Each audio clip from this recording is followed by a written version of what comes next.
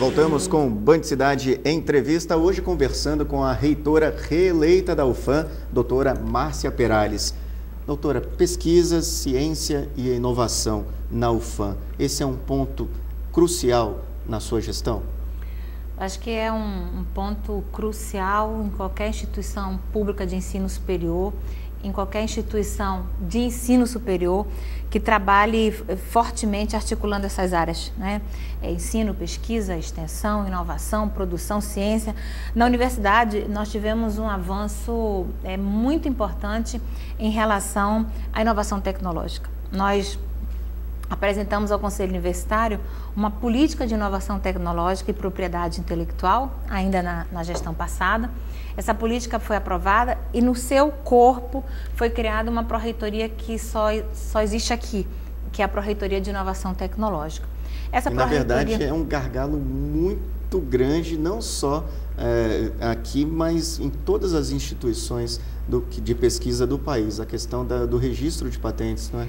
É uma legislação extremamente detalhada, rígida, e a universidade precisa ficar muito atenta para não cometer nenhum deslize, porque os órgãos, eles fazem um acompanhamento, um monitoramento muito forte em relação a isso. Então, com essa pró-reitoria, nós passamos a ter na universidade um apoio aos nossos docentes, sobretudo, mas não exclusivamente, em relação aos caminhos, por exemplo, para um registro de patente. E isso é muito interessante porque a pró-reitoria trabalha com 2 departamentos, um responsável pela proteção dos conhecimentos tradicionais e o outro responsável pelo incentivo às tecnologias de ponta, às tecnologias high-tech, e esses 2 departamentos conversam, considerados as singularidades. Existe uma convergência aí. Existe uma convergência e existe uma legislação direcionada para cada um, mas que permite à universidade, por exemplo, avançar muito em relação a esses registros, né?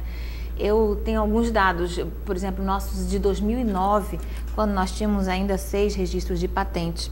Com a criação dessa pró-reitoria e uma estrutura de apoio que foi colocada à disposição do docente, nós crescemos muito em relação a esse registro. Então, de 2009 para 6, para agora 2013 para 56, significa que os nossos pesquisadores tiveram a oportunidade, o incentivo e o apoio para poder, na própria instituição, fazer esse registro.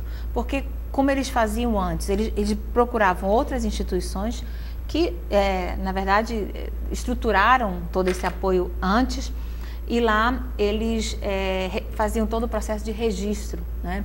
E esse registro ele é muito importante porque ele é a materialidade, né, de um processo de investigação que pode redundar ou não numa possível patente, mas ele tem um trâmite longo, porque você tem que fazer uma pesquisa mundial para checar se aquelas características elas já existem em algum produto ou pode ser processo, e a universidade hoje tem condição de fazer isso. E já foram gerados produtos, né, desses registros de patentes? Quer dizer, já existem alguns processos, métodos ou produtos já no mercado?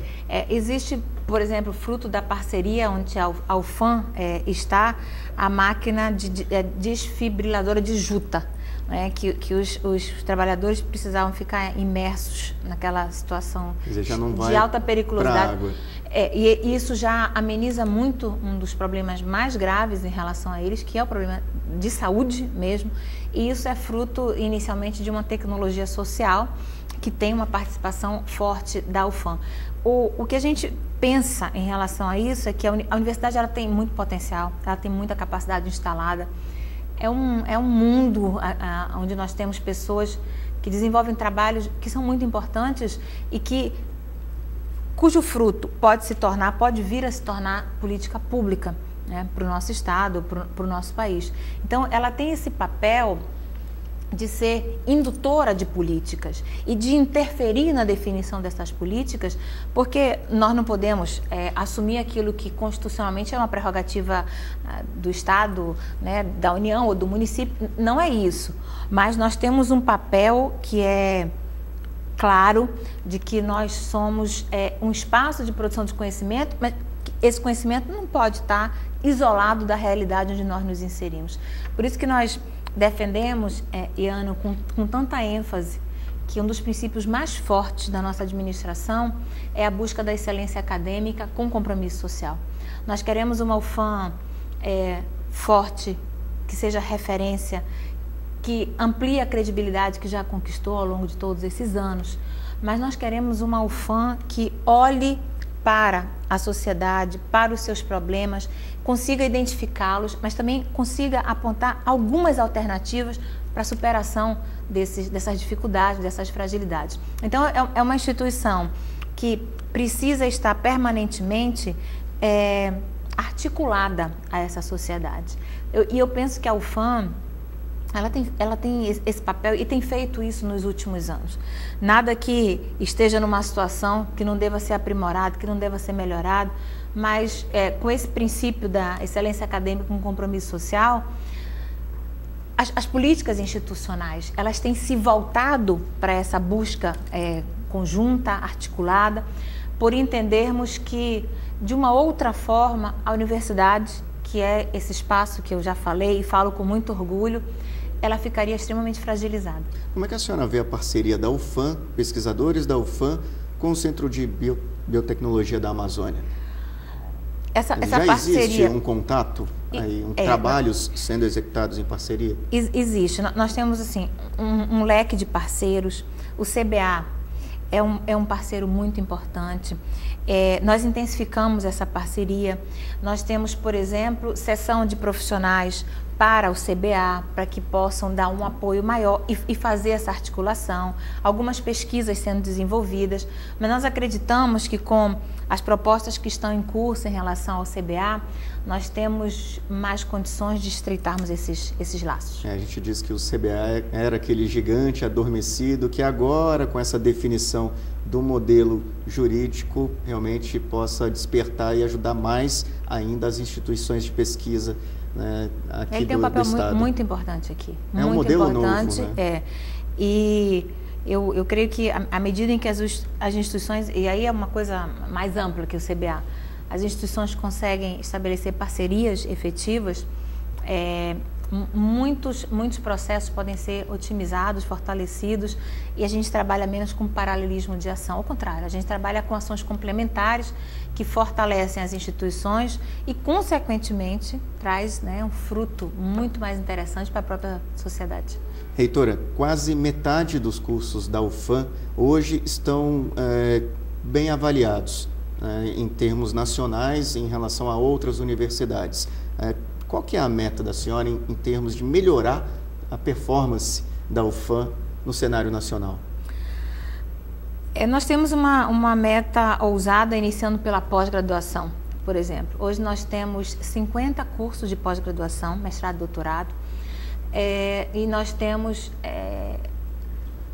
como meta que ao final dos 3 anos, quando nós temos a próxima coleta da CAPES, né, que é a instituição que nos avalia, nós pretendemos que não menos que 50% desses cursos migrem para o conceito subsequente, quem é 3 para 4, quem é 4 para 5 e assim sucessivamente.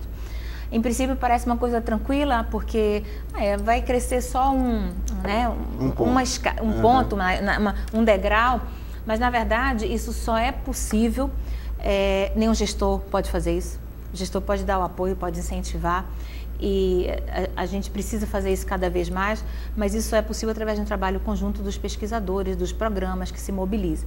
Então, essa é a meta para pós-graduação, e para isso nós lançamos o PAC-PG, que é o Programa de Apoio à Consolidação e ao Avanço, em busca de uma meta que a gente chama de excelência na pós-graduação. Não é diferente em relação à graduação, embora nós tenhamos um nível de complexidade maior.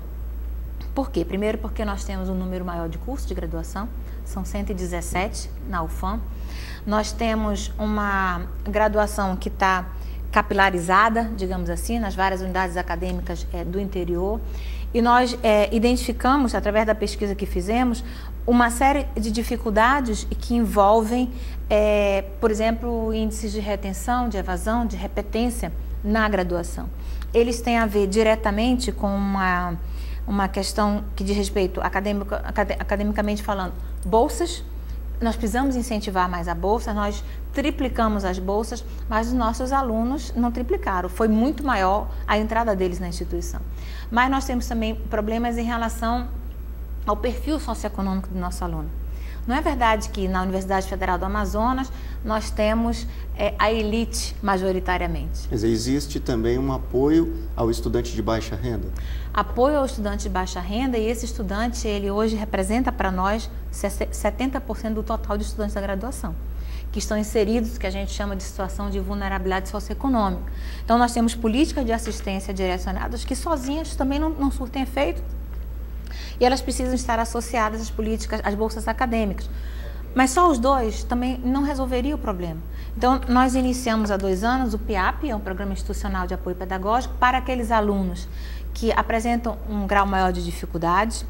É um programa muito importante e que já tem uma boa avaliação. E iniciamos também um programa de formação continuada. Todos eles interligados, porque se um não funcionar, dificilmente a gente resolve um problema macro, como é o problema da retenção. Então, nós queremos, primeiramente, diminuir muito esse índice, porque ele não é padronizado, ele tem uma variação muito grande em função das áreas, mas, num segundo momento, a gente precisa garantir que, para isso, essa qualidade que a gente fala com tanto qualidade na graduação, e realmente nós precisamos garantir isso, a gente também tenha isso mantido, assegurado institucionalmente, e que, eu digo, tem uma parte que depende da administração superior e uma outra que depende, claro, do envolvimento do aluno, da qualidade da aula que é ministrada. Então, eu diria para você que na graduação, essa é uma meta colocada para a equipe toda, de garantir a melhoria dessa qualidade e a redução drástica desses índices de retenção na Universidade Federal do Amazonas. Reitora da UFAM, Márcia Perales, muito obrigado por ter aceito o nosso convite. Sucesso nesses próximos 4 anos à frente da UFAM. Muito obrigada pelo apoio de vocês. Eu tenho certeza que com o apoio da comunidade, com um trabalho coletivo, nós temos condição de fazer da nossa instituição uma instituição cada vez melhor. Obrigado, uma boa noite. Você acompanha agora as notícias do Brasil e do mundo no Jornal da Band. Tenham todos uma boa noite, um ótimo fim de semana e até semana que vem.